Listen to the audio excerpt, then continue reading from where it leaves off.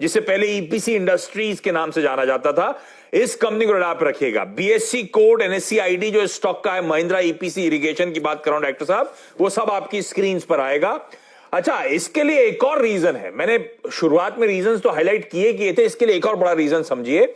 इस स्पेस की, इस देश की सबसे बड़ी कंपनी जो थी जैन इरिगेशन, उसके साथ जो इश्यूज हुए आप सब वाकिफ हैं, धंधा खत्म होने के कगार पे खड़ा हुआ है। तो महिंद्रा ईपीसी को दरअसल सेकंड लार्जेस्ट प्लेयर के तौर पे उस डेवलपमेंट का भी बहुत बड़ा फायदा आगे देखने को मिलेगा। लेकिन इस कंपनी के बारे में डिटेल समझाता हूं आपको। लगातार मार्केट शेयर्स गेन हो रहे हैं इस कंपनी के। साल के हाईज 166 के थे, तो साल की लो से तो बड़ा अच्छा ट्रैक्शन दिखा रहा है। वो दिखा रहा है कि ये स्टॉक में स्ट्रेंथ है और बाजार उसे ड्यूली रिवॉर्ड कर रहा है। ये कंपनी महिंद्रा ग्रुप की एंटिटी हो चुकी है। Promoters Mahindra and Mahindra 55% stake रखते हैं। कोई शेयर प्लेज नहीं है, इंस्टीट्यूशंस नहीं थे इस कंपनी में जब ये ईपीसी इंडस्ट्रीज थी। पिछले महीने, पिछले क्वार्टर में दरअसल इंस्टीट्यूशंस ने भी पैर रखना शुरू कर दिया, कदम रखने शुरू कर दिए इस कंपनी में। Bajaj alliance life insurance company का 1.9% स्टेक, एक ऑल्टरनेट इन्वेस्टमेंट फंड यूनिफी एआईएफ का 1.25% स्टेक। तो जो इंस्टीट्यूशंस भी छोटी कंपनी में नदारत थे, अब महिंद्रा एंड महिंद्रा प्रमोटर बनने के बाद इंस्टीट्यूशंस की भी पसंद बन रही है, और अभी तो सिर्फ शुरुआत हुई है। ये कंपनी वैसे पायनियर है माइक्रो इरिगेशन में। महिंद्रा ग्रुप ने स्टेक लिया प्रेफरेंशियल अलॉटमेंट के जरिए, और ये कंपनी जानी जाती है कई सारे माइक्रो इरिगेशन सॉल्यूशंस के लिए जो मॉडर्न साइंटिफिक होते हैं। Drip irrigation, sprinkler irrigation, pumps, rain guns, pipes, ये सब ये कंपनी मैन्युफैक्चर करने का काम करती है। और सारे मेजर जो स्टेट्स हैं जिनके सब्सिडी प्रोग्राम्स हैं, सब में ये कंपनी रजिस्टर्ड आपको नजर आएगी।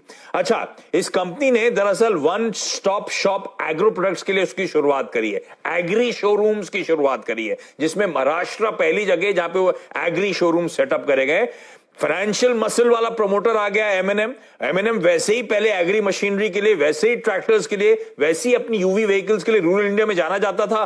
तब उसका मजबूत नेटवर्क ईपीसी को फायदा दे रहा है, और वो फाइनेंशियल पे रिफ्लेक्ट हो रहा है। डॉक्टर साहब जरा बार ग्राफ दिखाइएगा बिक्री का, इबीटा का। देखिए पिछले 2 सालों से महिंद्रा के आने के बाद से कैसे तस्वीर बदल रही है। फ्लैटिश परफॉर्मेंस हुआ करता था, और अब देखिए बिक्री में, इबीटा में किस तरह का तगड़ा जंप ये कंपनी डिलीवर करना शुरू कर रही है। वो बार्स आपकी स्क्रीन पे, आप फुल स्क्रीन पे दिखा दीजिए डायरेक्टर साहब। साथ में लास्ट क्वार्टर के Q4 के नंबर्स, सबसे रीसेंट नंबर्स देखिए आप। आय 12% बढ़ी, मुनाफा 75% बढ़ता हुआ। और Q4 वो समय था जब हमारा देश लॉकडाउन से जूझ रहा था, उस समय भी इस तरह का स्ट्रॉन्ग परफॉर्मेंस था।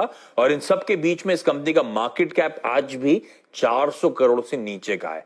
एक सॉलिड रीरेटिंग का कैंडिडेट है। मुझे लगता है वो खैर रीरेटिंग अंडरवे है इस स्टॉक में, इसलिए मैंने शुरुआत करते हुए कहा था ये स्टॉक वैसे ही स्ट्रेंथ दिखा रहा है, लेकिन तगड़ा। एक तो मार्केट इंप्रूव हो रहा है, मार्केट शेयर गेन कर रही है, और जैन इरिगेशन के जाने के बाद से महिंद्रा ईपीसी की पकड़ और मजबूत होती चली जा रही है। सत्रे साहब क्विकली ये